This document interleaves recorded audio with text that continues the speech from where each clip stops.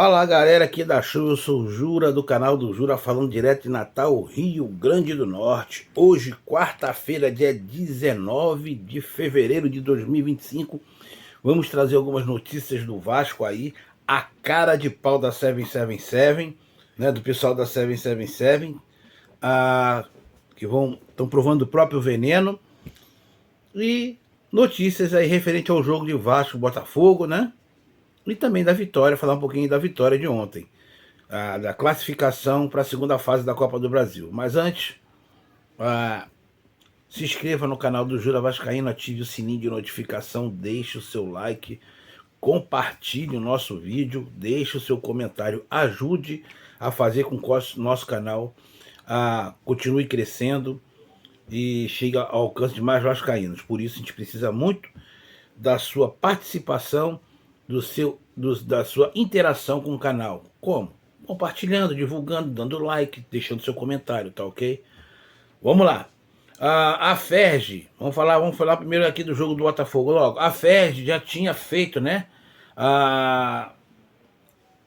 Uma divulgação, já tinha divulgado uma notícia de que os jogos do Campeonato Carioca da última rodada, da 11ª rodada, da última rodada da Taça Guanabara, teria que mudar o horário de seus jogos para após as 18 horas, devido aos fortes calores, né, a onda de calor que vem ali assombrando em vários estados no Brasil, principalmente no Rio. Você tem uma ideia, hoje no Rio está chegando uma sensação térmica de 52 graus, ontem de tarde, hoje já também, né? Então, devido a essa onda de calor, a Ferj resolveu fazer com que os jogos fossem todos realizados após as 18 horas, né? A nota da Ferj foi até a seguinte, ó: a Federação do Estado do Rio de Janeiro, de Futebol do Estado do Rio de Janeiro, em razão da situação climática no momento e com foco exclusivo na saúde dos atletas e torcedores, entende como fator preponderante sobre quaisquer outro a necessidade de reajustar os horários das partidas e estabelecer que todos os jogos do Campeonato Carioca Superbet 2025, a partir desta data, deverão ser realizados após as 18 horas. Então, todos os jogos, tá? E aí a gente daqui a pouco vai passar mais a outra informação referente ao jogo do Vasco e Botafogo, para você, torcedor do Vasco, vai entendendo como é que vai ficar, tá certo? Então, essa foi a primeira nota que a Ferj deu ontem, já sinalizando que os jogos iriam mudar o horário. Ou seja, todos os jogos que a gente até passou para vocês ali, que seriam realizados a partir das 16 horas, todos vão sofrer alteração para após as 18 horas devido ao calor, tá certo? Ponto. Essa é uma notícia. Valeu? Vamos falar rapidinho agora também aqui de Benjamin Garré, o novo reforço do Vasco. Esse a gente pode falar porque já acertou, já está com passagem comprada e inclusive já está com a chegada dele marcada, tá certo? Ó, o meio atacante Benjamin Garré começa amanhã a sua viagem para o Brasil, que no caso é hoje, tá certo? Ele vai sair de Atalaia, né, onde estava com o seu ex-clube, vai para Istambul, da Turquia, e depois segue para Lisboa, sendo a primeira hora de quinta-feira para desembarcar no Rio de Janeiro na noite, tá? O Vasco ainda vai confirmar o horário, mas esta é a trajetória que o argentino contratado foi contratado por 3 anos. Desculpa aqui, é que a minha vista deu uma embaçada aqui, tá? Essa notícia foi dada até pelo Atenção Vascaíno e eu confirmei realmente. O reforço Benjamin Garré está com chegada prevista para quinta-feira à noite aqui no Brasil, chegando no Rio, onde ele vai assinar, né? Finalizar ali a apresentação dele, provavelmente deve ser na sexta-feira, mas ele vai assinando com o Vasco por 3 anos, aí, em definitivo, tá? Não é empréstimo, é compra. Então ele tá chegando aí quinta-feira para se apresentar. E, porra, se ele tiver em condições, acho que já devia até jogar no domingo, tá? Já ser um reforço, ver se o Vasco conseguir. Será que o Vasco ainda pode? Eu nem sei, nem reparei ainda, mas se puder, que já possa aproveitar o cara. né? O Vasco precisa urgente de jogadores para reforçar esse time. E esse cara aí vai ajudar bastante ali pela parte lateral do campo, tá certo? Então, Benjamin Garré confirmado, chegando quinta-feira à noite, tá ok? Outra situação, galera, vamos falar aqui logo a respeito da notícia que a gente teve ontem aí, tá? Que o TJRJ marcou o julgamento da liminar que deu os poderes do Vasco para o Pedrinho assumir a SAF, né? Foi marcado agora para o dia 12 de março, tá certo? O TJRJ marcou para o dia 12 de março, às 13 horas, a sessão de julgamento da liminar que garante que o Pedrinho mantenha o controle da SAF do Vasco, tá? Então, fique ligado aí que agora, dia 12 de março, às 13 horas, será julgado essa liminar, tá certo? Para ver se vai continuar na mão do Vasco do Pedrinho ou não, tá? Então vamos aguardar aí para que tudo possa sair bem, para que a 777 não volte, porque a 777 vem botando as asinhas de fora aí, tá certo? E vai ser o próximo assunto, tá? Vamos lá, olha só.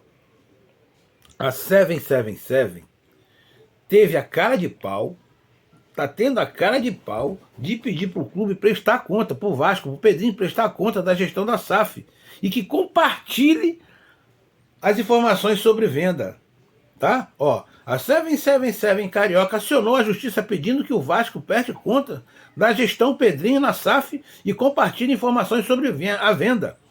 A empresa alega que o clube age como se tivesse um cheque em branco e quer limitar os poderes da diretoria para evitar decisões irreversíveis. Olha, 777, que engraçado, né? Você fez isso com o Vasco, com o torcedor, fez isso com os beneméritos, com todo mundo, né? Enquanto isso, o recurso da 777 contra a liminar deu o controle ao Vasco, segue sem data não, até essa matéria ainda não tinha, mas já tem, tá? Acabei de falar para vocês que a data já está marcada para o dia 17, dia 12 de março, às 13 horas. Então, falar sobre isso rapidinho aqui. Engraçado, né? A 777 quer que o Vasco compartilhe informações sobre venda. Aqui, ó, seus pilantra. Seus pilantra. Até hoje nós não sabemos o que foi feito nesse contrato. Vocês não tiveram com a tal da porra da confidelidade, hein?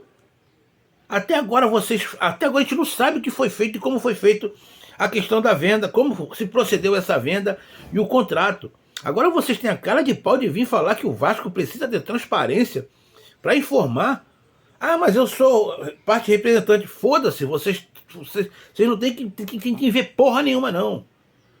O máximo tem que saber, ó, fulano quer comprar, é tanto e tanto. Agora, como está sendo feita a negociação, não tem o Vasco faz isso mesmo. Eu quero que seja feito dessa forma. Eu sei que eles têm que ter informações porque eles fazem parte. Isso eu sei, tá? Eles têm que... Quando a gente fala aqui, é por causa da questão do coração falando mais alto. Mas a gente sabe que, no fundo, a 777 ela tem que participar, sim, da negociação, porque ela faz parte, ela tem as ações também dela ali, ela faz parte do negócio. Apesar da liminar dando poderes ao Vasco, ao Pedrinho, ela ainda faz parte, ela tem as ações, então ela tem que participar, sim. Isso daí a 777 está certa. Mas é gostoso ver eles pedirem isso, né? Porque quando eu falo é o seguinte, eles não fizeram isso com a gente até hoje. Até hoje o Pedrinho também esconde o contrato, não deixa ninguém ver, né? Para saber como é que foi feito. É porque é gostoso ver aí eles provando do próprio veneno, né? Essa agonia deles quererem ver. Ninguém está falando para eles como é que está sendo feito, por como é que está sendo negociado, né? Para eles sentirem um pouquinho do gosto do que a gente sente até hoje pela merda que eles fizeram. E outra coisa, tá certo? Cheque em branco. Falar em cheque em branco, a gente tá com esse cheque em branco. O Salgado deu cheque em branco para vocês da 777. Tá certo? Que foi vendido para vocês sem ninguém conseguir saber o que tinha nesse contrato, como é que foi feita a venda. Vocês falar em cheque em branco é muita cara de pau. Vocês tinham que botar o rabinho entre as pernas e esperar essa porra desse julgamento e ver como é que faz para vender isso daí. Tá certo? Eu entendi. Não tinha nem que abrir a boca para falar em cheque em branco com o Pedrinho. Vocês receberam o Salgado, deu cheque em branco para vocês, porra. Tá certo? Vamos esperar aí dia 12 de março, às 13 horas do julgamento, a gente vai ver. Tá certo? E a gente falou agora aqui a respeito disso, né? E a FERJ confirma. Tá? A FERJ confirma a alteração do jogo, do horário do jogo entre Vasco e Botafogo dessa 11ª rodada da Taça Guanabara, que é a última rodada, que vai ser em São Januário. Né? O jogo estava marcado para domingo às 16 horas e devido aos fortes calores, a questão da situação climática no Rio, que está um calor muito grande, né? Em virtude até de pedidos dos jogadores, campanha que os jogadores vinham fazendo, e foi acatado, e com isso todos os jogos foram mudados, né, como a gente já falou antes, iriam ser mudados para horários após as 18 horas. E a FERJ confirmou que o jogo em São Januário será às 18h30, tá? Assim como o jogo até do Fluminense Bangu também será nesse mesmo horário, tá? O Nova Iguaçu e Madureira também às 18h30 de domingo, tá? São os 3 confrontos que decidirão vagas restantes para as semifinais. Esses 2 jogos, todos eles serão às 18h30. Então, galera, olha só, fique atento aí. Vasco e Botafogo em São Januário, domingo, válido pela 11ª rodada, será às 18h30 e não mais às 16 horas, tá certo? Agora, a outra notícia que a gente tem aí é relacionado ao Ryan. É isso mesmo, Ryan, nosso atacante que voltou agora a atuar pelo Vasco, pelo profissional, inclusive fez um gol ontem, entrou bem no jogo contra o União Rondonópolis e fez um gol na vitória de 3-0 do Vasco ontem, na classificação do Vasco para a segunda fase. E o Ryan e o Vasco já se acertaram nas questões salariais, bases salariais e tempo de contrato. Isso significa o quê? O Vasco e o Ryan acertaram a renovação de contrato. Só falta assinar, mas já ficou tudo acertado entre Ryan, representante do Ryan e o Vasco, tá? Nesse contrato aí vai haver, não foi divulgado valores e nem prazo, né?